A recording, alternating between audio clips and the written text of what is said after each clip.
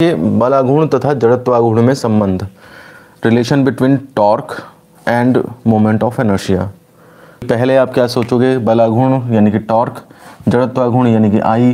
अब आपको रिलेशन मान लिया नहीं याद आ रहा है, तो टॉर्क को आप लीनियर मोशन में ले जाओ फोर्स, जड़त्वाघूर्ण को लीनियर मोशन में ले जाओ एम। अब आपको याद आ गया कि F = ma फॉर्मूला होता है।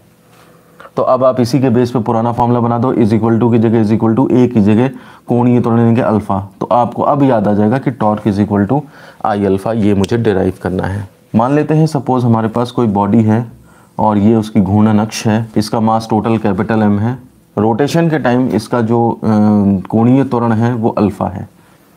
ठीक है, अब कोणीय त्वरण अगर अल्फा है तो वो हर कण के लिए सेम रहेगा, चाहे ये हो चाहे ये हो चाहे ये हो, अल्फा सबके लिए सेम रहेगा। तो हम इसके अंदर एक कण कंसीडर कर लेंगे, मान लिया सपोज ith पार्टिकल है, इसका मास mi और डिस्टेंस इसकी जो घूर्णन अक्ष से है वो ri है। तो एक पार्टिकल का निकाल के उसका समेशन करना है, पूरी बॉडी का आ जाएगा।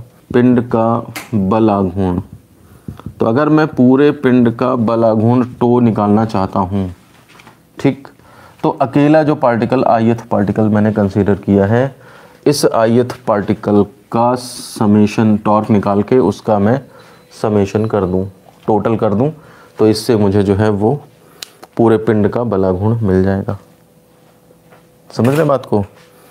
अब देखिए एक पिंड का, एक कण का कैसे बलाघूर्ण मिलता है, तो मुझे पता है इसके लिए F × R ये फॉर्मूला होता है बलाघूर्ण का, force into perpendicular distance from axis of rotation. तो ith पार्टिकल पे फोर्स Fi लग रहा है और distance from axis of rotation उसकी Ri हो गई जा करके। समझ रहे, ये टॉर्क की परिभाषा लगा दी है मैंने। अब इसमें देखिए फॉर्मूला होता है एक मेरे पास F = ma, तो उस फॉर्मूले को अगर हम लगा दें तो समेशन Fi की जगह हम लिख देंगे ma, m ith पार्टिकल का और a भी ith पार्टिकल का और इंटू Ri। ये मैंने F = ma का यूज़ करके इसकी वैल्यू डाल दी यहाँ पे। ठीक, इसके बाद आप क्या करेंगे, समेशन mi और a = r अल्फ़ा, ये भी फॉर्मूला हमने पढ़ा है। तो mi a की जगह पे r अल्फ़ा डालेंगे, r तो ri हो जाएगा उसकी दूरी, लेकिन अल्फ़ा देखिए पूरी बॉडी का सेम है। यहाँ पे गलती मत कर जाइएगा कि अल्फ़ा में भी i लगा दिया आपने, ठीक है, और एक ri बाहर तो चल ही रहा है हमारे पास। ये आपके पास हो जाएगा समेशन mi ri² अल्फ़ा। अब आप देखिए समेशन तो आई के लिए है, अलग अलग पार्टिकल होंगे तो आई उनका अलग अलग होगा, तो वो समेशन के लिए आई इस्तेमाल करेंगे। अल्फ़ा फ्री है तो अल्फ़ा को आप बाहर ले आएंगे और अंदर देखिए समेशन mi ri² ये बचेगा। अब इसमें क्या होगा, mi ri², एक कण है, कण का द्रव्यमान इंटू उसकी घूर्णन अक्ष से दूरी का स्क्वायर है, मल्टीप्लाई करा, ये हमारे पास क्या हुआ, ये एक कण जो ith पार्टिकल है उसका जड़त्वाघूर्ण हुआ, और जब समेशन करेंगे तो इसका मतलब पूरी बॉडी का जड़त्वाघूर्ण होगा ये।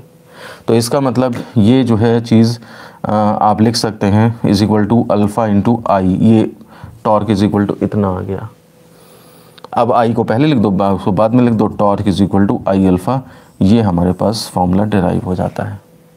छोटा डेरिवेशन है, हिसाब से लेके चलेंगे एक तरफ से, तो मैंने पूरा ए पिंड का बलाघूर्ण निकालते अंदर सारे फॉर्मूले यूज़ करते और यहाँ पे लास्ट में जो फॉर्मूला यूज़ किया है I = समेशन mr², ये वाला। तो जो जो फॉर्मूले यूज़ करे हैं वो मैं लिखता गया और करते वो आ गया डेरिवेशन।